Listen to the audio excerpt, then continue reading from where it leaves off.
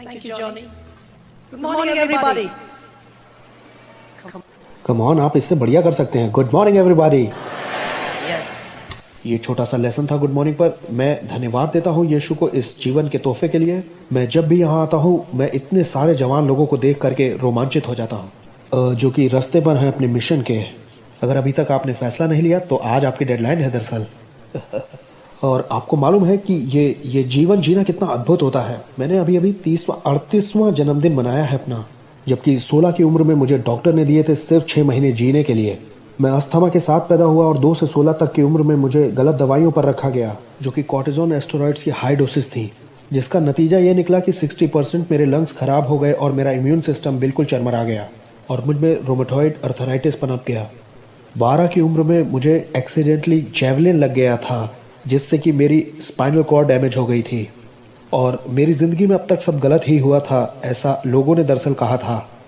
और मेरे पिता एक एरोस्पेस साइंटिस्ट होने पर ये चाहते थे मुझसे कि मैं भी उनकी तरह बनूं, और मैं परिवार के लिए एक दाग बन गया। मैं 10वीं कक्षा में स्कूल से भी निकाल दिया गया, ये बोल के कि तुम पढ़ने के लायक नहीं हो, तुम बेकार हो और तुम बेकार की चीज़ हो।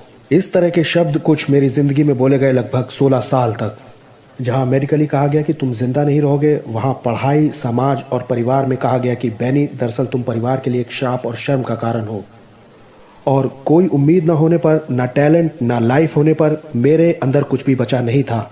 तो मैंने सुसाइड करने के बारे में सोचना शुरू किया 16 की उम्र में। हो सकता है यहाँ बैठकर आपको आश्चर्य हो रहा हो, आप सोच रहे हो कि बैनी क्या परमेश्वर मेरा इस्तेमाल कर सकता है मिशंस में।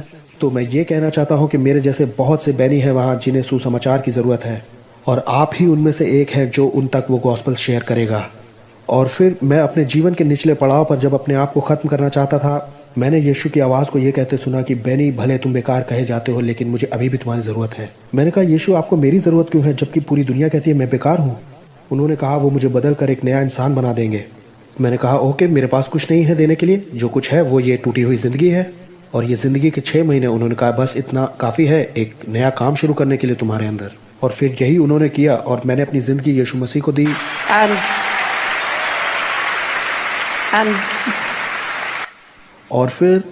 और फिर मैंने उस एक्सपायरी डेट को भी पार कर लिया जो कि डॉक्टर ने मुझे दी थी ज़िंदगी जीने के लिए, और मैं इसे जी के बहुत रोमांचित हूँ।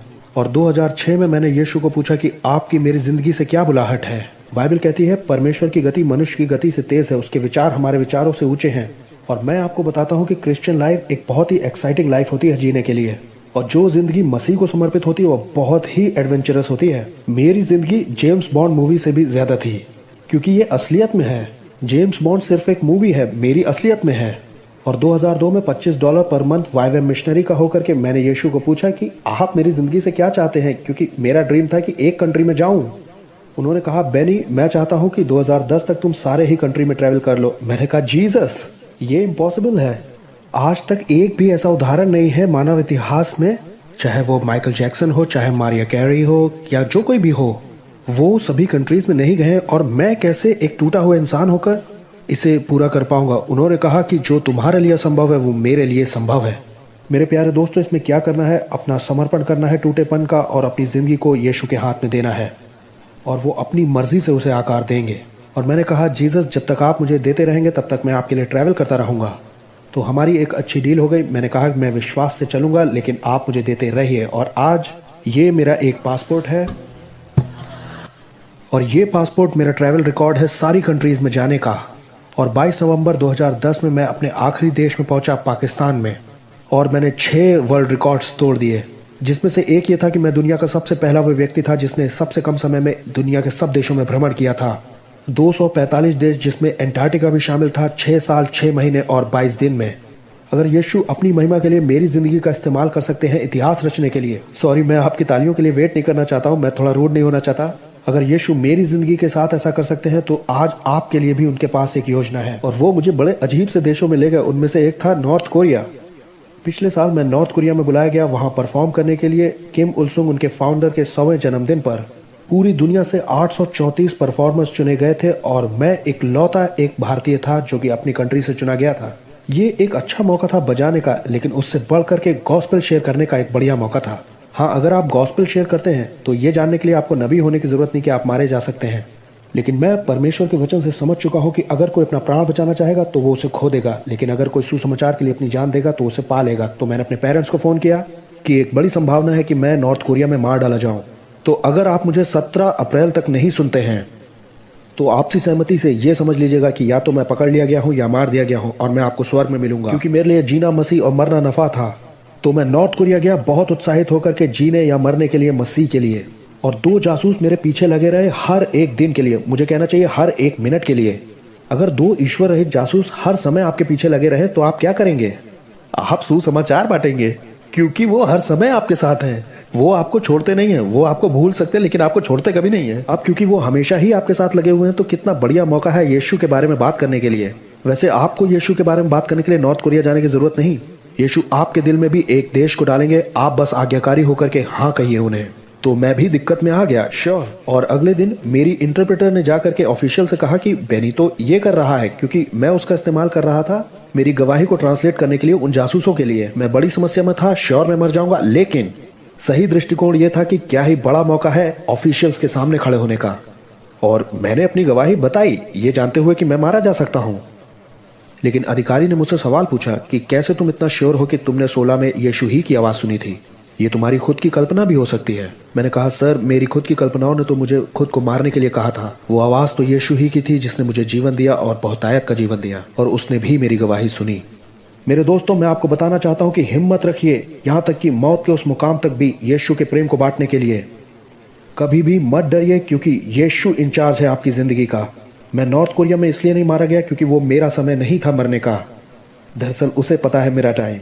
और आखिर में सिर्फ 12 म्यूजिशियंस चुने गए उन 834 परफॉर्मर्स में से, और मैं उनमें से एक था जिन्हें नॉर्थ कोरिया की सरकार द्वारा अवार्ड मिलना था। और मैंने बजाया शाउट टू द लॉर्ड, जो अभी मैं बजाने वाला हूँ, my Jesus my saviour there is none like you, उस जैसे एक देश में उनके नेशनल टीवी पर। अगर परमेश्वर इस्तेमाल कर सकता है एक क्रिश्चियन का, एक इंडियन का, इस गिटार के साथ, एक गिटार जिसे डिजाइन करने में परमेश्वर ने मदद की ओलंपिक गेम ग्रीस के लिए, अगर परमेश्वर मेरे जैसे टूटे और बेकार बच्चे को चुन सकता है जो कि समाज का दुत्कारा हुआ है, ऐसा पहला गिटार बनाने के लिए दुनिया का जिसमें ड्रम लगा हुआ है, तो आपके जीवन के लिए भी, यीशु के लिए कुछ भी असंभव नहीं है। अगर वो मुझे चुन करके दे सकते हैं इस तरह का एक पासपोर्ट जिसमें 14 किताबें हैं कि मैं यीशु का सुसमाचार देशों में बांटूं, तो कुछ भी असंभव नहीं है। और मैं बहुत एक्साइटेड हूँ एक सॉन्ग बजाने के लिए, my Jesus my saviour lord there is none like you. और ये याद रहे, जब मैं आर्थराइटिस के साथ ये इंस्ट्रूमेंट बजाता हूँ तो मेडिकल डॉक्टर्स को भी कहना पड़ता है ये परमेश्वर ही है, सिर्फ परमेश्वर। मैं बस इस बात से खत्म कर रहा हूँ कि जब मैंने वर्ल्ड रिकॉर्ड तोड़ दिया तो मेरे पास एक टोपी थी जिसमें थैंक यू जीसस लिखा था। तो CNN वो पहला न्यूज चैनल था मेरे इंटरव्यू के लिए, उन्होंने कहा सर ये एक रिलीजियस स्टेटमेंट है, आप प्लीज अपनी हैट उतार दीजिए, क्योंकि हम एक सेक्युलर चैनल हैं। और मैं आपको बताता हूँ, आप गॉस्पेल शेयर करना चाहते हैं तो क्रिएटिवली शेयर करिए, कोई आपको रोक नहीं सकता है। तो मैंने यीशु से एक आइडिया मांगा, क्योंकि पूरी दुनिया मेरा इंटरव्यू करने वाली थी ये कमाल दिखाने के लिए। मैं बस ये चाहता था कि यीशु जाने जाएं, और मैं सुसमाचार से लजाता नहीं। उन्होंने मुझे तब जिंदगी दी जब डॉक्टर्स ने मुझे 6 महीने दिए थे। उन्होंने मुझे सुरक्षा दी, उन्होंने एक खूबसूरत भविष्य दिया। कैसे मैं यीशु को छुपा सकता था? नहीं, ये तो पाप होता अगर मैं यीशु को सिर्फ अपने तक ही सीमित रख लेता। तो उन्होंने मुझे एक खूबसूरत आइडिया दिया कि मैं ये एक नई हैट बनाऊं, और मेरी हैट पर लिखा है कि थैंक यू जीसस, मैं एक भारतीय हूं। अब ये एक धार्मिक वाक्य नहीं है, ये एक देशभक्ति का वाक्य है। और तब किसी ने मुझे रोका नहीं, और आपको मालूम है कोई मुझे इन चीजों को पहनने से रोक नहीं सकता है।